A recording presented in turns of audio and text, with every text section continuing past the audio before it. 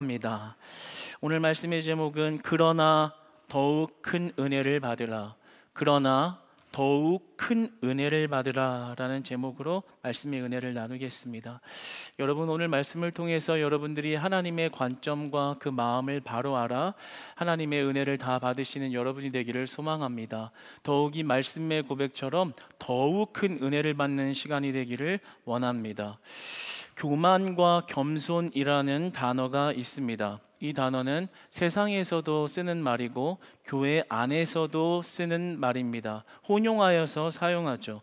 국어사전적 정의를 찾아보면 교만이라는 말은 잘난 체하며 뽐내고 건방짐 이라는 뜻이 있고, 겸손이라는 말의 뜻은 국어사전적 정의는 남을 존중하고 내세우지 않는 태도라고 정의를 합니다. 세상에서도 교만하지 말라, 겸손하라 라는 그런 말을 가르칩니다. 고대 철학에서도 이러한 관점을 중요시하였고, 불교에서도 자아는 집착의 원인으로 여기고 교만을 번뇌로 간주합니다. 교만하지 말라, 겸손하라라는 말을 가르치죠. 유교의 공자도 논어 옥야편 제14권에 이렇게 말합니다. 군자는 태어나되 교만하지 않고 소인은 교만하되 태어나지 못하다. 겸손한 자가 훌륭하다, 교만함을 배격하라 라는 말을 가르치죠. 현대 심리학 안에서도 긍정 심리학 안에서 겸손을 사람의 진정성과 연결한다는 의미에서 겸손하라 라는 말을 가르칩니다. 그렇다면 성경에서도 말씀하는 교만과 겸손도 이와 같은 의미를 가지고 있는 것일까요? 인간사의 삶을 좀 더 지혜롭게 살게 하기 위한 교훈 또는 윤리적인 덕목 차원의 이야기를 동일하게 성경에서도 하고 있는 것일까요? 결코 그렇지 않습니다. 성경에서 말씀하는 교만과 겸손은 좀 의미와 차원이 다릅니다. 성경에서 말씀하는 교만과 겸손은 하나님과 연결된 이야기입니다. 즉 우리의 신앙과 믿음과 관련된 일인 것입니다. 따라서 인간사적인 교훈이나 지혜를 말하고 있는 것이 아니라는 것이죠. 그런데 제가 많은 우리 기독교의 울타리 안에서 지울 수 없는 인상 한 가지는 이러한 교만과 겸손의 개념을 하나의 덕목의 차원으로 인지하고 있다라는 그 인상을 지울 수가 없습니다. 실제로 교만과 겸손이 하나님과 연결되어 있지 않은 것을 보게 됩니다. 겉으로는 교만하지 않으려고 하고 겸손해 보이는 듯 행동하나 정말로 하나님이 원하시는 겸손을 겸비하고 있지 못한 그러한 내적 신앙의 모습을 발견하게 됩니다. 사랑하는 여러분, 오늘 이 시간 성경이 곧 하나님의 말씀이 말하고 있는 교만과 겸손의 의미를 바로 알아 이것이 인생을 사는 지혜와 덕목을 더하는 것이 아니라 우리가 하나님을 믿는 신앙과 연결되어질 때 오늘 제목에 더 큰 은혜의 삶으로 나아가는 은혜의 시간이 되기를 소망합니다. 여러분, 교만은 무엇일까요? 성경에서 말하는 교만, 오늘 야고보서의 이 앞구절의 문맥을 살펴보면 교만이라는 것이 단순히 인간의 자만심에서 나오는 태도가 아닙니다. 그것을 훨씬 넘어서서 말하죠. 성경은 교만을 하나님 없이도 스스로의 힘과 지혜로 살아갈 수 있다라고 여기는 것을 교만이라고 말합니다. 궁극적으로 하나님으로부터 독립하려는 영적인 상태, 하나님으로부터 독립하려는 영적인 반역을 교만이라고 이야기합니다. 즉 내 마음 안에 나 자신을 높이고 내 뜻으로 하고자 하는 그 자기중심성, 그 자기중심성이 내 마음 안에 가득 살아있을 때 그것을 교만이라고 여긴다는 거죠. 쉽게 말해서 하나님 없어도 내 지혜면 충분해. 하나님 말씀 아니어도 인맥 좋고 커리어 좋으면 돼. 하나님 없어도 돈이 있으면 돼. 하나님 없이도 무언가를 나의 힘과 능력으로 통제할 수 있다라고 여기는 것, 하나님 없이 살아도 괜찮다라고 말하는 것, 그것을 교만이라고 이야기한다는 거죠. 그렇기 때문에 이것은 윤리적인 차원의 덕목이 아니기 때문에 하나님께서는 이 교만을 결코 쉽게 치부하지 않습니다. 그 교만함에 대한 것을 불신앙으로 간주합니다. 영적 간음, 영적 반역으로 여긴다라는 거죠. 그러니까 우리가 교만을 단순히 내가 좀 자만심이 넘치다 보면 분에 넘쳐 나오는 하나의 태도로 보면 안 된다라는 거. 하나님 보시기에 교만이라는 것은 불신앙이요 영적 반영으로 여기십니다. 따라서 오늘 4장 6절의 말씀을 보면 하나님이 교만한 자들을 향하여 이렇게 하신다고 말씀하시죠. 하나님이 교만한 자를 대적하시되. 너무 무섭지 않나요? 말씀이 너무 공격적이잖아요. 하나님의 말씀이 교만한 자를 대적하겠다. 이 대적하다라는 말은 헬라어로 안티타세타이라는 말입니다. 근데 이 말의 속뜻을 살펴보면 단순히 반대한다라는 의미가 아니라 대열을 갖춰서 맞서 싸우다라는 의미를 가집니다. 군사적인 의미를 가지고 있어요. 한마디로 맞서 싸워서 부셔버리겠다 이런 말이거든요. 그러니까 교만함을 가지고 있는 자를 그냥 그럴 수도 있지라고 방관하시는 게 아니라 교만한 자를 하나님이 직접적으로 대적하시겠다 이렇게 이야기한다 이 말입니다. 하나님과의 직접적인 대결 구도를 만들겠다 이런 말씀을 엄포하시는 거죠. 더 깊게 이야기하자면 내가 교만한 자들의 길을 막겠다, 그들의 모든 노력을 좌절시키겠다, 이런 강력한 선언을 하고 계신 겁니다. 오늘 야고보서의 야고보는 구약 성경에 있는 잠언서 3장 34절을 인용한 것인데요, 그 인용의 말씀을 보면 진실로 그는 거만한 자를 비웃으시며 겸손한 자에게 은혜를 베푸시나니 라고 기록합니다. 진실로 그는, 하나님 여호와는 거만한 자를 비웃으시며. 그러니까 교만의 본질이 창조주 하나님에 대하여 영적 반역을 일으키는 상태라는 것을 말하는 것이고, 그러한 자들에게는 하나님의 비웃음, 하나님의 대적함이 있을 것이다, 진실로. 이렇게 이야기하는 겁니다. 그러니까 내가 이 땅에 살아가면서 하나님 온전히 의지하지 않고 내 힘 의지하고 내 주먹 의지하고 내 재물 의지하고 내 경제적인 능력 의지하고 내 건강 의지하는 건 바로 그 마음 안에, 내 생각 의지하는 건, 내 고집 의지하는 건, 내가 배운 지식 의지하는 건, 내가 배운 경험 의지하는 것, 내가 가지고 있는 개똥 철학 의지하는 것, 그것을 바로 교만이라고 이야기한다 이것입니다. 그런데 그 교만을 얼마나 무섭게 다루세요. 비웃겠대요. 그가 하고 있는 거 비웃겠대요. 그리고 대적하시겠다, 이 말이 얼마나 소름 돋게 다가옵니까? 믿는 자들이 이럴 때는 하나님이 직접적으로 그렇게 움직이시겠다는 말이 얼마나 엄중한 경고로 들리시나요? 청교도 신학자 조나단 에드워즈는 그에 져서 종교적 감정론이라는 책에서 그 교만에 대해, 성경의 교만에 대해서 이렇게 정의합니다. 하나님을 향한 영혼의 근원적인 적대감이자 영적 감정의 가장 큰 거짓된 표시다라고 말합니다.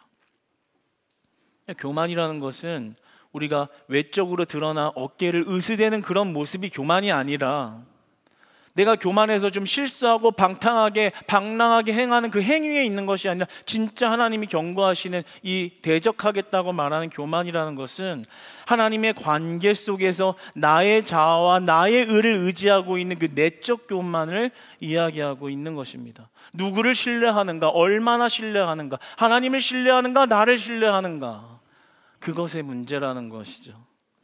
사랑하는 여러분, 따라서 우리가 구해야 하는 가장 중요한 것은 바로 내 자아를 무너뜨리는 것입니다. 내 생각을 무너뜨리는 것입니다.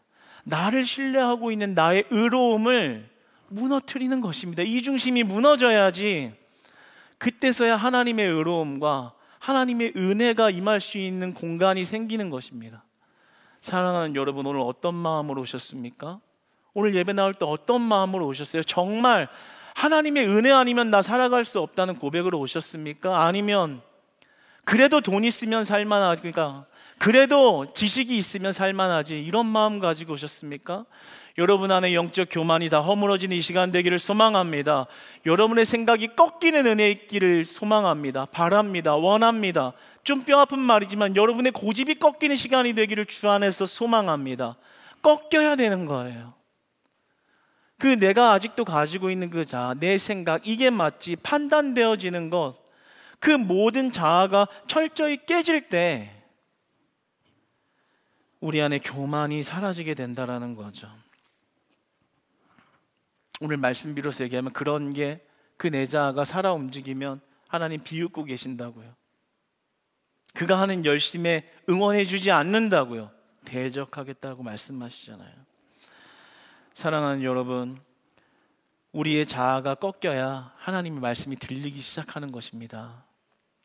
여러분, 항상 제가 정말 권면하는 것 중에 하나는 하나님의 말씀 일주일에 한 번, 일주일에 두세 번 들으러 예배에 나올 때 여러분의 자아를 다 꺾고 하나님의 말씀을 들으시기를 바랍니다. 내 생각이 있으면 하나님 말씀 안 들려요. 저건 맞고 저건 틀리고, 저거는 내가 할 수 있지만 저거는 할 수 없고. 왜 내 생각이 그 하나님을 그렇게 제한하고 있는지요. 그게 별거 아니라고 생각한 습관화되어져 있는 그 내 안에 그 습관에 자리 잡고 있는 자기의, 그게 다 무너져야 되는 거예요.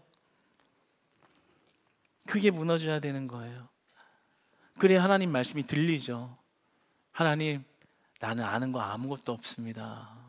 하나님, 나 너무 부족합니다. 그래서 오늘 하나님 말씀 들리도록 내 귀를 열어주세요. 하나님, 나는 자존심만 센 놈입니다. 그래서 하나님 말씀하면 반감만 듭니다. 하나님, 내 이 반감이 사라지도록 성령 하나님 이 시간 내 마음을 녹여주세요. 하나님 말씀 그냥 아멘으로 받아들여줘. 내 마음 정말 흰눈이 녹아내리듯이 녹아내리는 그런 마음 되어서 하나님 말씀하시는 옥토밭이 내가 될 수 있다면 좋겠습니다. 하나님, 오늘 나에게 말씀하여 주셔서 그 말씀 믿음으로 받아들여지게 하시고 그 말씀대로 살고자 하는 마음의 동기와 믿음의 동기가 회복되도록 나를 만나주시고 나를 인도해 주시고 나를 변화시켜 주시옵소서. 교만이 깨진 자들이 할 수 있는 거예요.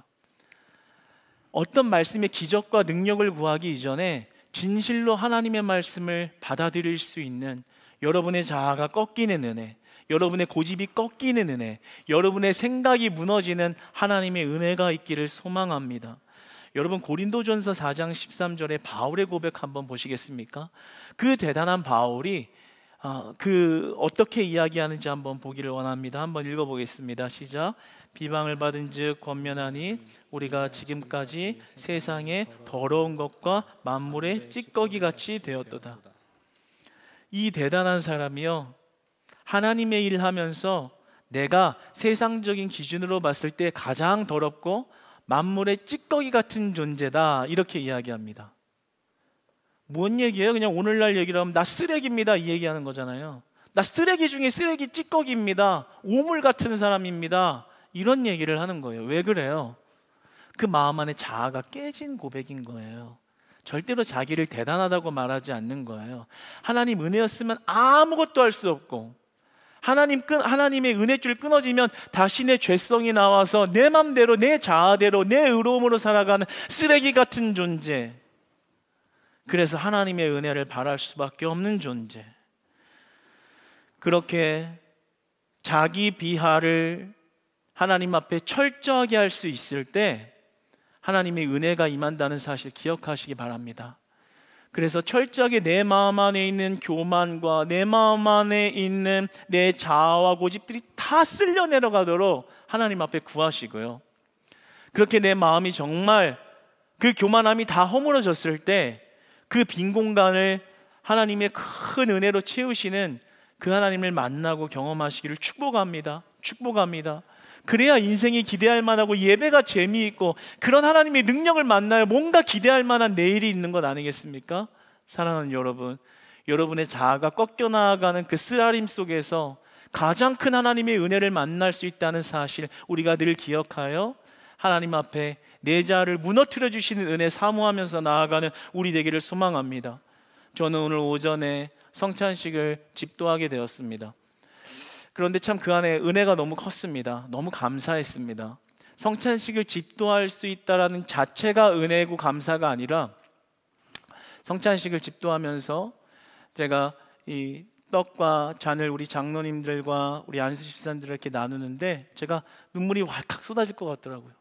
사실 못 보셨을 수도 있지만 막 입술이 덜덜덜덜 떨리면서 울컥했어요. 근데 왜 그랬냐면 예수님이 떠오르더라고요. 예수님이 제자들에게 떡을 나눠주고 잔을 들라 하시며 설명할 때 이런 기분이었을까? 예수님의 마음을 생각해 보니까 곧 죽으실 거면서 제자들한테는 떡하고 이게 내 살이다, 이게 내 피다, 이걸 먹으면 영생할 거다, 그들의 영생을 위해서, 그들의 믿음을 위해서 사랑으로 나눠주고 알려주고 친절하게 설명해 주는데, 그들이 변화되기에 너무나도 부족하다는 걸 알면서도 끝까지 인내하시고 티내지 아니하시고, 그리고 자신도 십자가를 질 무게감 앞에 정말 인간적인 인성을 가진 면에서 감당하기 어렵다는 걸 알면서도 그냥 묵묵히 그냥 설명하고 나눠주고 죽을 준비를 하고 계신 예수님, 그런 예수님이 묵상되어지면서 내가 뭐라고 그 예수님의 일을 지금 대리하여 하고 있는 것인가? 그것이 너무 큰 은혜더라고요. 감히 내가 이 일을 할 수 없는 자인데 내가 지금 어떻게 이러고 있는 거지? 부끄럽더라고요. 이런 역할을 내가 할 수 있다는 것이 말이 되는가? 할 수 없는 것 같은데, 내 거룩함의 정도나 내 자신의 모습이 어떻게 이런 예수님이 행하셨던 일을 이렇게 할 수 있을까? 그러나 생각해 보면 변화되지 않는 제자들을 향해서 죽음을 무릅쓴 예수님의 모습을 생각할 때, 나 또한 지금도 그런 은혜를 받고 있다면 너무나 죄송하지만 그 죄송함 안에 은혜를 묵상하며 하나님 시키시는 대로 나아가야겠구나, 이런 생각이 들었습니다. 사랑하는 여러분, 우리가 어떠해야 할까요? 하나님 앞에 서면서 내가 설만하니까, 내가 자격 갖췄으니까, 내가 여태까지 신앙생활 할 만큼 했으니까 설 수 있는 걸까요? 아니요, 오늘 그 교만함이 다 무너져야 합니다. 우리의 고백에는 이런 고백이 있어야 되는 거예요. 하나님, 나 아무것도 아닙니다. 하나님, 나는 하나님 앞에 설 수 없는 자입니다. 하나님 사랑 아니면 안 되는 사람입니다. 하나님 앞에 할 말 없는 자입니다. 남들이 볼 땐 칭찬합니다. 괜찮은 사람이라고 말합니다. 교회 열심히 다닌다고 말합니다. 그러나 하나님 내 실체 아시잖아요. 아무것도 아니고 혼자 있으면 정말 추악한 사람이 되어버리는 그런 나의 모습을 아시면서도 또 이 거룩한 자리로 불러주신 하나님의 은혜 앞에 우리가 어떻게 교만할 수 있을까요? 사랑하는 여러분, 그 예수 그리스도의 은혜가 여러분의 교만을 무너뜨리고 여러분의 자아를 무너뜨리고 여러분의 우상을 무너뜨려서 이제 그 은혜가 여러분의 마음의 중심에 자리 잡는 그런 복된 여러분들이 되시기를 소망합니다. 하나님의 비웃음이 사라지고 하나님의 웃음으로 변화되기를 축복합니다. 여러분, 그리고 겸손에 대해서 한번 살펴보겠습니다. 겸손 역시 지혜의 덕목이 아닙니다. 오늘 말씀을 보면 겸손한 자에게만 은혜를 주시겠대요. 참 특별하죠. 겸손한 자에게만 은혜 주시겠다고 말씀하십니다. 그러니까 이 겸손은 지혜의 덕목이 아니라 우리 신앙의 유일한 은혜줄이 되는 것이죠. 겸손한 자에게는 은혜를 주신다 하였느니라. 여기서 은혜라는 헬라어의 카리스라는 말은 친절이나 호의를 베푼다라는 의미가 아니라 하나님께서 죄인들에게 베푸시는 값없는 구원과 값없는 능력을 이야기합니다. 그러니까 성경 말씀이 말하는 겸손이라는 것은요, 우리가 외적으로 이제 허리를 수그리고 내가 낮은 사람입니다 라고 말하는 모습에 있는 게 아니라 내가 하나님 은혜만을 바랍니다 라는 고백이 있는 것이 바로 겸손이라고 말하는 겁니다. 하나님만 의지하는 태도, 우리는 그런 겸손의 모습을 마태복음 15장 27절에서 볼 수 있습니다. 그 구절을 보면 그 자기의 딸이 아픈 병을 앓고 있는 여자가 나타나서 예수님께 간청을 합니다. 예수님 좀 도와주세요. 내 딸이 죽게 생겼어요. 예수님 도와주세요. 근데 예수님이 그때 그 여인의 고백을 외면하십니다. 야속하시죠. 그 뜻은 알 수 없지만 외면하세요. 그랬더니 그 여자가 뭐라고 하는 줄 아십니까? 우리가 잘 아는 말씀이기도 하죠. 여자가 이르되 주여 올소이다마는, 알겠습니다 주님, 그런데 개들도 제 주인의 상에서 떨어지는 부스러기를 먹나이다. 내가 개가 되겠다는 얘기예요. 내 딸 고치기 위해서 나는 개가 돼도 좋습니다. 가장 낮은 자리에서 그냥 예수님이 주시는 그 밥상에 그 부스러기 같은 은혜라도 주시면 나는 살 수 있고 내 딸도 살 수 있습니다. 이렇게 얘기하는 거예요. 뭐예요? 겸손을 이야기하는 거예요. 아이, 병원 가면 되지. 아이, 의사 만나면 되지. 능력 좋은 약해면 되지. 아니요. 예수님이 고쳐주시는, 만나주시는 은혜 아니면 나와 내 딸에게 소망 없습니다. 그래서 나는 예수님께 내 인생 걸었습니다. 바로 이게 겸손인 것입니다. 예수님의 은혜 아니면 그 어떤 곳에도 진정한 은혜가 없다라고 고백하는 것. 그래서 그 개들이 집어먹는 주인상에 떨어진 부스러기 같은 은혜라도 예수님이 주시는 은혜여야, 그 은혜를 받아야 내가 살 수 있다라고 여기는 것, 바로 그게 겸손이라는 것이죠. 여러분, 사람들 앞에서 너무 겸손한 척 하려고 하지 마십시오. 사회적 지위와 체면 너무 차리면서 겸양과 겸손을 떠는 모습, 하나님 볼 땐 별로 겸손이라고 여기지 않습니다. 그러한 자에게 막 은혜를 주신다고 이야기하지 않습니다. 진짜 은혜를 받는 자는 하나님, 나 하나님의 은혜 아니면 살아갈 수 없는 자입니다. 오늘도 예배당에 나와서 하나님의 은혜 받으려고 나왔습니다. 하나님 만나려고 나왔습니다. 매일의 삶의 문제 가운데서도요, 여러분이 문제를 발견했을 때 이거 사람 만나서 해결해야지, 이거 돈 벌어서 해결해야지, 이거 좋은 내 지식으로 내 협동심을 발휘해서 공동체에서 해야지, 다 교만입니다. 하나님 보시기에 겸손이라는 것은, 하나님, 그 부스러기의 은혜라도 우리 예수님이 나를 만나주셔야 나는 살아날 수 있고 이 문제가 해결될 수 있습니다. 오직 내 문제는 예수님께만 달려 있습니다. 예수님께 답을 찾으려고 하는 것, 내 인생의 소망이 예수님께 달려 있다라고 여기는 것, 그것을 겸손이라고 여기신다라는 거죠. 이 겸손은요, 내가 할 수 있는 게 아닙니다.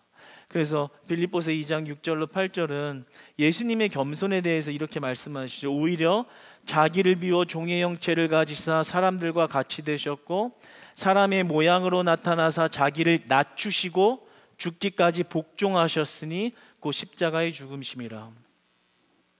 예수님의 낮아지심, 그 예수님이 오셔야 우리도 그런 겸손을 겸비할 수 있다는 겁니다. 이것이 바로 대속적, 예수님의 대속적 겸손인 거죠.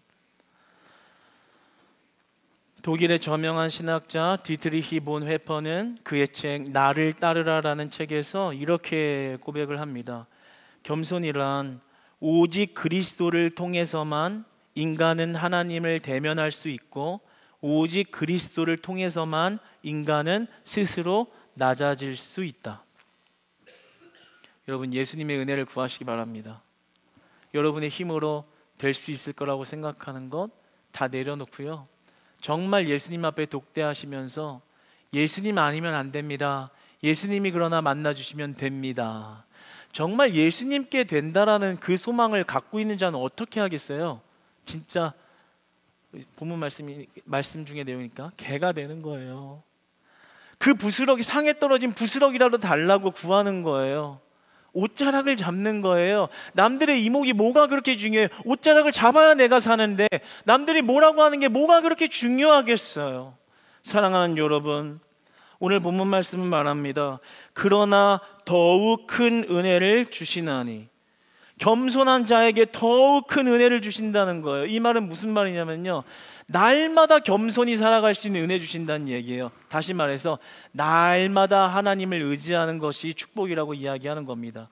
사랑하는 여러분, 우리는 날마다 겸손해져야 하는 것입니다. 다시 말해 보겠어요? 날마다 하나님만 의지하는 겁니다. 날마다 하나님만 의지하는 거예요. 그런데 그 하나님이 뭐라고 말씀하시는 줄 아세요? 날마다 하나님만 의지해라, 날마다 더욱 큰 은혜를 주겠다. 놀라운 말씀인 거죠. 사랑하는 여러분, 한번 여러분의 신앙을 반추해 보세요. 정말로 나는 날마다 하나님의, 예수님이 떨어지는 부스러기 은혜를 잡으려고 했는지, 아니면 에라 모르겠다, 그냥 닥치는 데 일을 해결하고 봐야지, 언제 예수님을 묵상하고 고귀한 생활을 한다고 하냐, 삶의 현장의 문제가 얼마나 각박한데 그런 핑계 속에서 예수님을 뒤로하고 내 안의 교만을 그대로 품고 살아가진 않았나요? 사랑하는 여러분, 이제는 오늘 말씀을 통해서 하나님의 은혜 받고 축복받고 하나님이 여러분 인생 쓰시는 인생 되시기를 축복합니다. 뭐예요? 하나님께 달려있다는 것, 믿는 거예요. 그래서 날마다 의지하는 겁니다. 날마다 겸손한 거예요. 날마다 의지하는 거예요. 날마다 내 문제를 하나님이 만나주셔야 해결됩니다. 이 고백에 하나님이 오늘 이렇게 말씀하시는 거예요. 날마다 의지해라. 날마다 더 큰 은혜를 주겠다. 사랑하는 여러분, 우리 크리스찬 교회 공동체에 교만한 성도 없기를 소망합니다. 그리고 날마다 구하는 겸손한 성도님들 되시기를 축복합니다. 날마다 은혜를 받아 누리기를 소망합니다.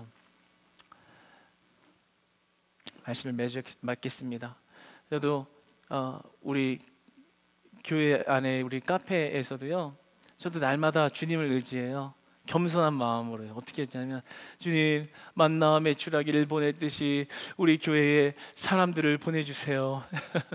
우리 카페에 사람들을 보내주세요. 매일 해요, 매일. 하나님 안 보내주시면 죽습니다.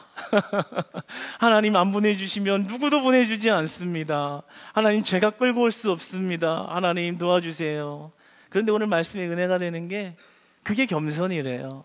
그게 겸손이래요. 겸손한 자에게만 은혜를 주시겠다. 사랑하는 여러분, 우리의 교만과 겸손의 문제가 하나님과 연결되어져야 합니다. 이것이 우리의 지혜나 덕목이 아니라 진정으로 우리의 신앙의 삶과 죽음을 가르는 문제라는 것을 우리가 이 시간 배우고 나누어 믿어 우리 안에 진정으로 나를 의지하는 교만이 무너지고 하나님 철저하게 의지하는 겸손을 회복하여 우리가 자꾸 낮은 곳을 향하고 낮은 곳을 찾지만 그 낮은 곳에서 높은 하나님을 바라보며 살 줄 아는 그 하나님이 원하시는 겸손을 겸비하여 날마다 임하시는 하나님의 은혜, 월요일에도 이전을 나아가 월요일에도 임하시는 은혜, 화요일에도 임하시는 은혜, 수요일에도 임하시는 은혜, 목요일에도 임하시는 은혜, 금요일에도 임하시는 은혜, 토요일에도 임하시는 은혜, 그 은혜를, 더욱 큰 은혜를 다 받아 누리시는 여러분 되시기를 축복합니다.